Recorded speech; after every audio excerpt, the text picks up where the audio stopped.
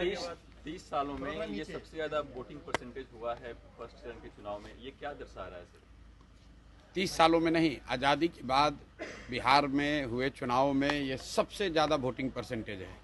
ये दो बातों को दिखाता है। पहला कि जो बात हम लोग पिछले कई महीनों से, बल्कि मैं 1-2 साल से कह रहा हूँ कि बिहार में 60% से ज़्यादा जनता बदलाव चाहती है और पिछले 25-30 साल से जो राजनीतिक विकल्प के अभाव में एक तरह से धीरे धीरे राजनीति को लेकर, चुनाव को लेकर उदासीनता बन गई थी, विकल्प नहीं था लोगों के पास।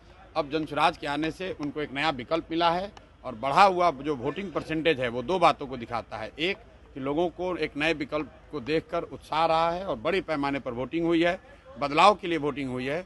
और दूसरी बात, जो बड़े प्रवासी मजदूर हैं जो बहुत बड़ी संख्या में छठ के बाद रुके हुए हैं, उन्होंने अपना और अपने परिजनों का, अपने मित्रों का जो वोट कराया है उसने सबको सरप्राइज किया है।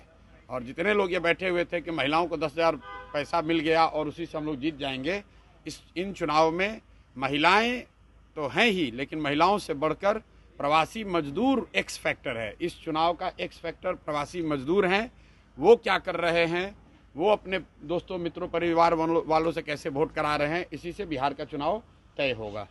आप मुझे जितने पत्रकार लोग हैं ये बताइए कि किसी मीडिया चैनल ने, किसी पत्रकार ने, किसी राजनीतिक विशेषज्ञ ने, किसी पार्टी ने अगर ये कहा हो, किसी नेता ने कहा हो कि बिहार में इस बार अप्रत्याशित वोटिंग होने वाली है? किसी ने नहीं कहा है।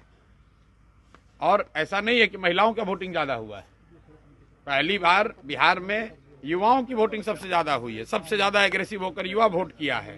तो अगर युवा वोट कर रहा है तो अपने भविष्य के लिए वोट कर रहा है, बिहार में बदलाव के लिए वोट कर रहा है, बेहतरी के लिए वोट कर रहा है। स्टेटस को के लिए इतना बड़ा वोट पड़ना यूजुअली संभव नहीं है। 1-2 अपवाद हो सकते हैं, लेकिन जहां कहीं भी पिछले 20 वर्ष में इस तरह से बढ़ चढ़कर वोटिंग हुई है, वहां इनकम्बेंट पार्टियों को, सरकार को खामियाजा भुगतना पड़ा है।